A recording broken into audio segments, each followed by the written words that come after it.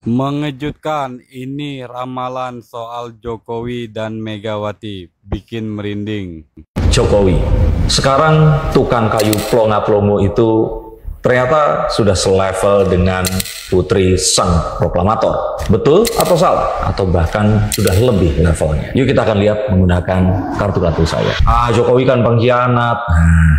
Tapi Jokowi kan sudah berjasa dalam pembangunan di negeri ini. Nah, coba kalian, gimana menurut kalian? Tulis komentar di bawah ini sambil mendengarkan penjelasan dari kartu-kartu saya. Seperti kita ketahui, ini adalah masa-masa yang nggak kalah menegangkan sebelum pencoblosan dilakukan. Masa-masa di mana adu tegang antara Jokowi dan Megawati. Jokowi dengan kepiawaiannya bermain langkah-langkah politik, dan Megawati dengan semua yang dimilikinya harus memilih untuk menjadi oposisi atau menurunkan emosi dan bekerja sama dengan seseorang yang diakui telah diorbitkannya, dibantu, diberikan fasilitas, dan dianggap mengkhianatinya ini. Yuk kita akan coba lihat. Dan kartu saya yang pertama menunjukkan bahwa banyak hal yang memang tampak, tapi di saat bersamaan hal-hal yang belum terungkap itu ternyata sangat banyak. Kita mengira bahwa Jokowi akan diam saja saat dikasihankan kemarin itu, terus kemudian diperlakukan seperti anak sekolah yang dipanggil sama guru BP, terus kemudian di selfie sama Mbak Puan dan yang lain-lainnya. Dan kita melihat, baru saja melihat keberanian Jokowi untuk menunjukkan siapa dirinya. Saya ini presiden. Seperti itu katanya, dengan berani mengambil langkah-langkah kuda hitam yang sulit untuk dibendung. Kita tahu bahwa mereka berdua ini sama-sama mantan presiden. Jokowi masih presiden, tapi Oktober nanti akan jadi mantan presiden. Hingga kalau dibilang selevel, ya harusnya sudah selevel. Tapi Pak Jokowi ini dua kali, dua periode, sedangkan Bu Mega ini hanya satu periode. Sampai terus kemudian dilengsarkan atau dianggap juga dikhianati oleh Menteri Polhukamnya dulu, Pak SBY. Nah, gimana menurut pendapat kalian? Selevel atau tidak? Tapi Bu Mega kan punya partai dan dulu pernah menjadi oposisi.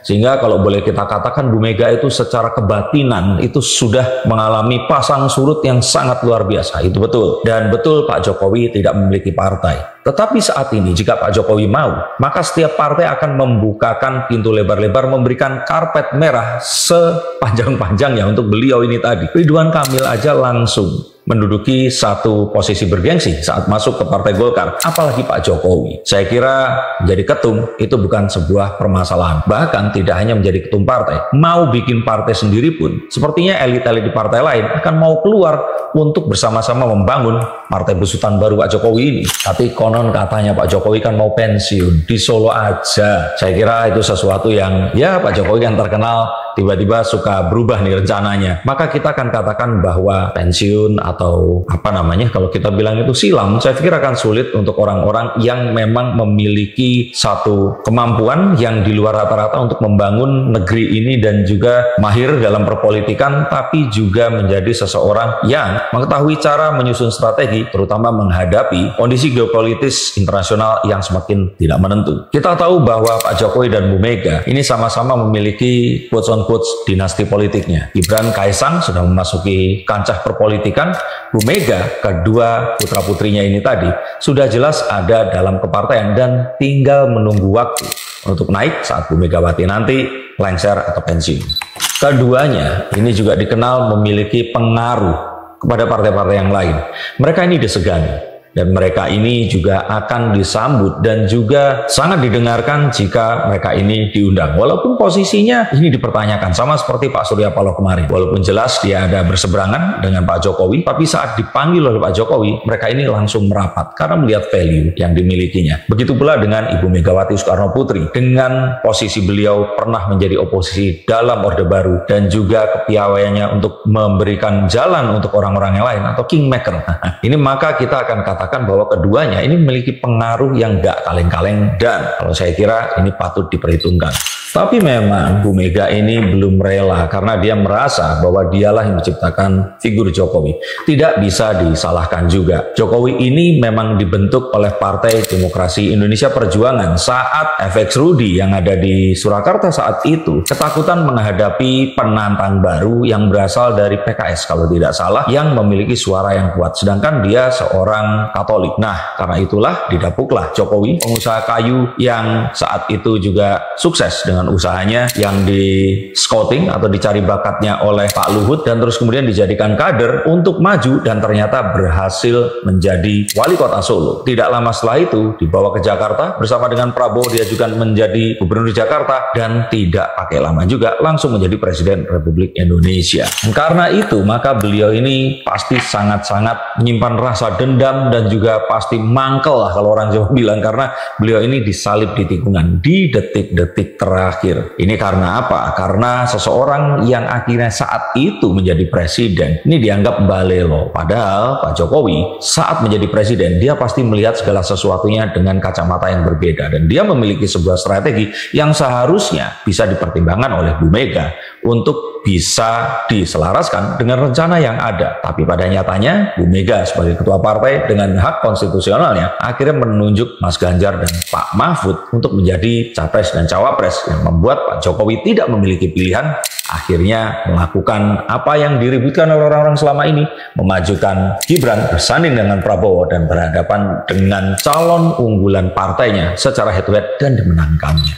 Megawati marah dan ini terlihat dari terawangan beliau ini yang merasa masih kuat dengan mengutus Mas Ganjar untuk tidak menunjukkan afiliasinya dan bahkan menyerang kepemimpinan Jokowi di paruh akhir periode keduanya ini tadi. Dan ini ternyata menghasilkan sesuatu yang di luar dugaan. Bu Mega ini kalau menurut saya salah perhitungan. Dia mengira dengan melawan Jokowi, orang-orang akan simpati padanya dan terus kemudian akan berpihak kepada Ganjar Pranowo. Yang pada kenyataannya Pak Jokowi ini bukan Pak Harto. Masih banyak orang-orang yang mencintai dan menyayangi Pak Jokowi dan ini terlihat dengan gagalnya Ganjar Pranowo mendapatkan suara dan akhirnya pun kalah di kandangnya sendiri, Jawa Tengah. Hal ini terjadi karena adanya split ticket voting. Memilih partainya partai PDIP, tapi presidennya emoh dari PDIP. Dan ini jelas bukanlah rekayasa, karena kalau merekayasa yang satu dikalahkan, yang satu dimenangkan, pasti akan double sulitnya. Tapi mengapa Bu Mega ini tampak belum menunjukkan sikap ini adalah karena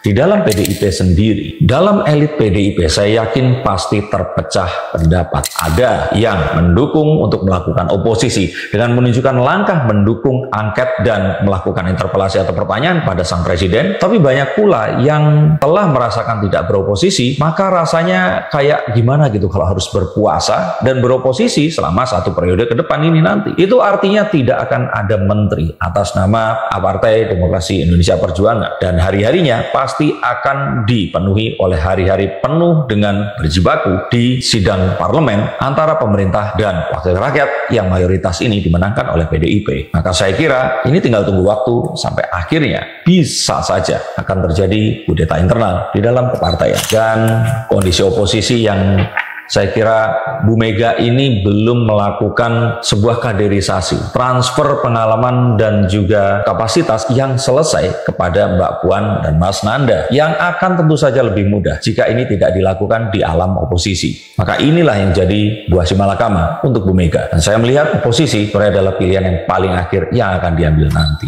Maka kita baru saja melihat seorang pendatang baru dalam dunia perpolitikan di Indonesia, the new kingmaker. Jokowi bukanlah seorang king lagi. Dia sudah menapaki jalannya. Dia sekarang menduduki posisinya. Dan dia sekarang menjadi salah satu legenda hidup dari dunia perpolitikan di Indonesia dengan manuver politiknya yang di luar Nurul. Bagaimana menurut pendapat kalian? Coba tulis di bawah sini. Apakah Pak Jokowi ini akan bisa mengungguli level Bu Mega? Ataukah dia hanyalah seorang pengkhianat partai saja? Benar-benar nggak nyangka level Jokowi setinggi ini.